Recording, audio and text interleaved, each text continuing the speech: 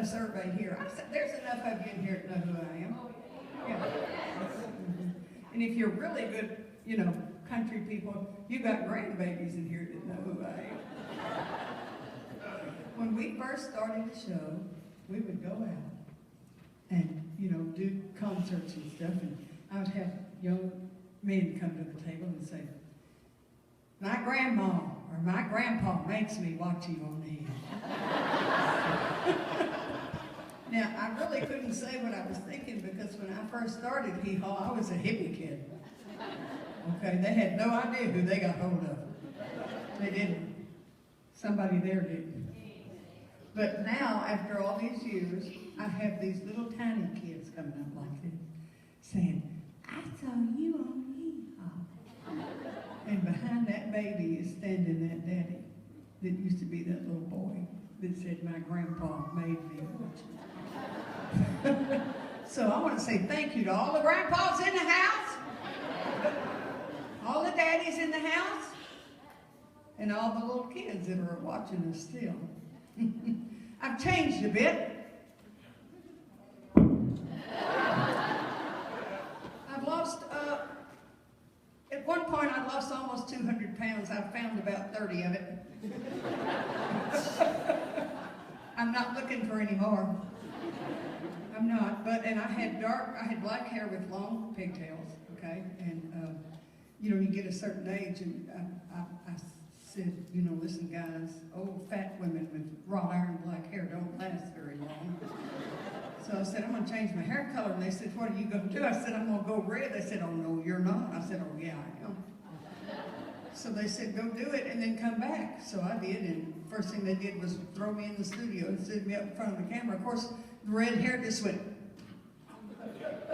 And they said, that's nice. So, you know, people have not seen me most of the time, you know, all of your life. So I say, when I get people say, when did you change the hair? Well, I've been wearing this hair like this for goodness sakes, at least 25 years. So now I'm a redhead, y'all. You want to hear the good part? I'm a natural blonde. That's why I worked out so well. I just found the color bottle long before anybody else did. So now I'm the ribbon. Anyway, I want to say thank you for having us with you today. I want to encourage you and invite you to come back this evening, okay? I'm just going to do a tiny little bit this morning, and then you guys come back tonight, okay? Bring your friends with you. Run up down the street and say, if you watch Hee Haw, that fat girl's going to be at church tonight. Come see her. And then what you do is you think of every question you can think of that you want to ask me, and maybe I'll let you ask me tonight, okay? I used to say there's two you don't ask. They both involve numbers. Think with me. One of them I don't care about much anymore because I've lost almost 200 pounds. The other one is, you know, you get to a place where it's just like, okay, so like, I'm 68 years old, y'all. I'm still breathing. I'm really thankful. So I've got a remarkable story to tell. I do. I'm just going to take a few minutes this morning, and I'm going to sing one song for you. First of all, let me ask you, how many of you have not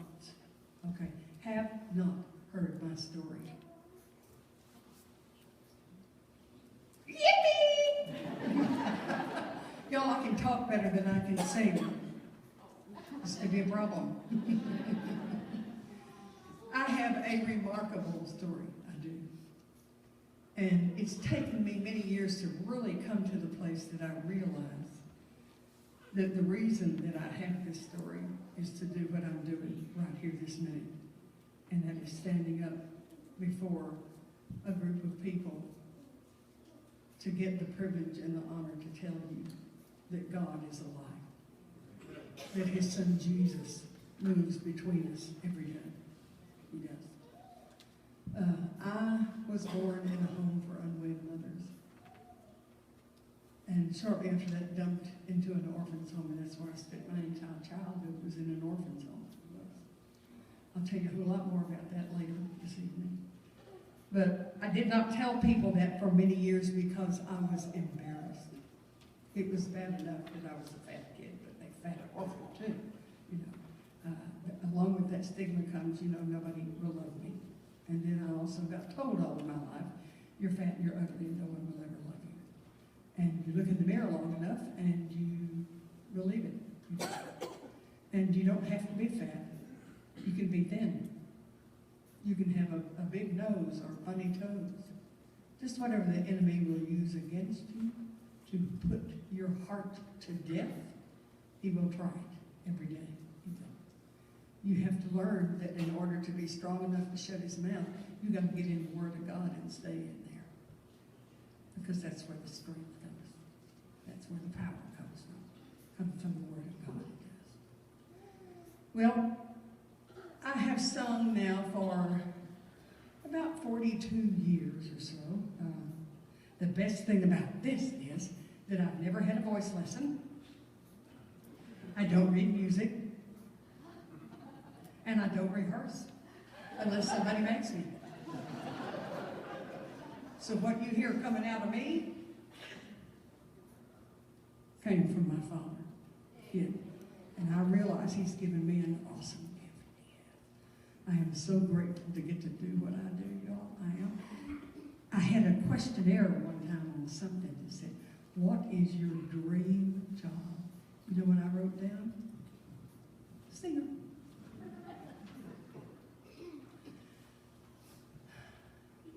I moved around this big old country for a long time now. Sung a lot of songs.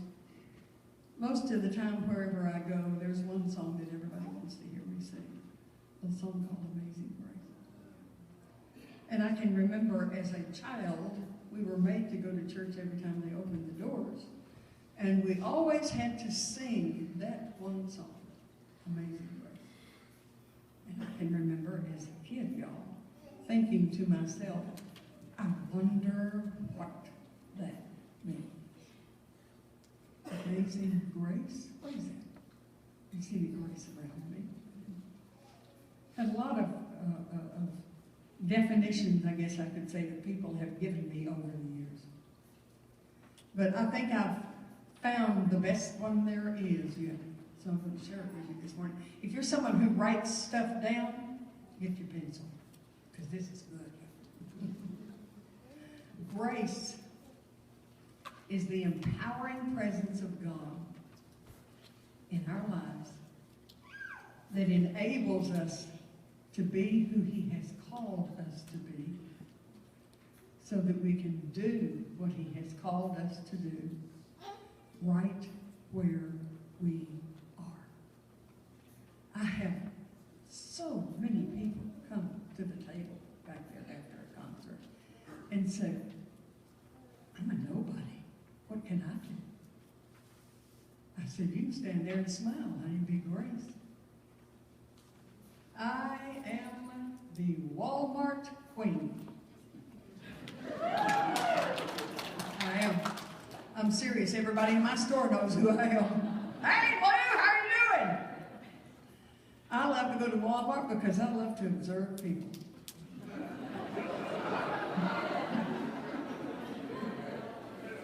Have you seen those Walmart pictures floating around on the internet? Oh my gosh. I would never thought to say that in church, ever. I wouldn't have y'all. Anyway, I love Walmart. Went in there, sat down one day, a little lady came up and sat down next to me. I said, how you doing? She looked at me, she said, what you doing talking to me? I said, well, I just want to say, how you doing? Good morning. She said, ain't nobody talk to me. I went home and I thought, wow, that's really sad. I'll guarantee y'all that you're going to pass someone probably every day of your life, maybe in a Walmart, maybe not, who has not heard a human voice in a week or a month or maybe longer. Just say, good morning. God bless you. Something. You'll catch a smile for that. You will.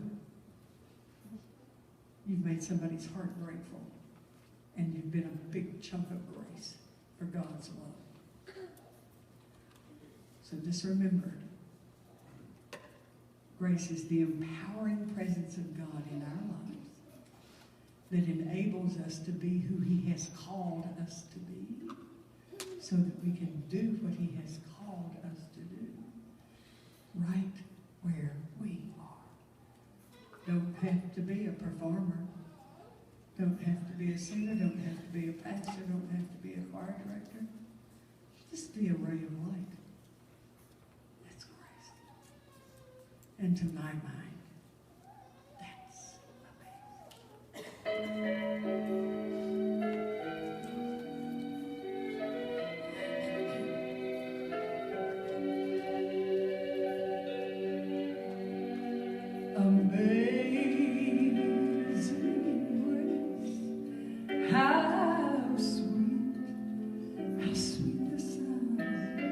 that saved a wretch like me.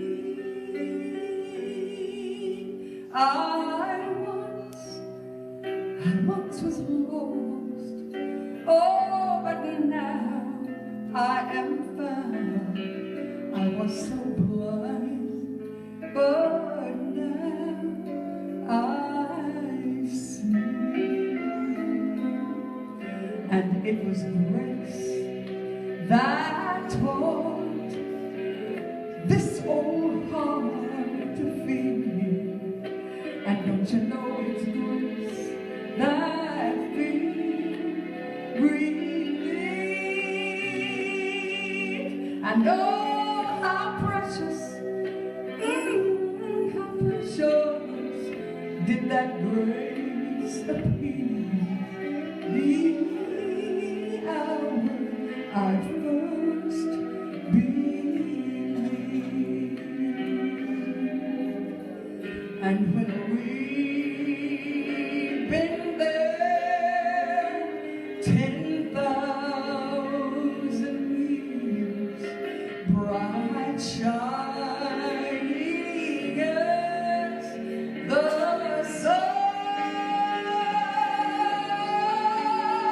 we know there's days all we're gonna sing is a wonderful praise, like when we first begun.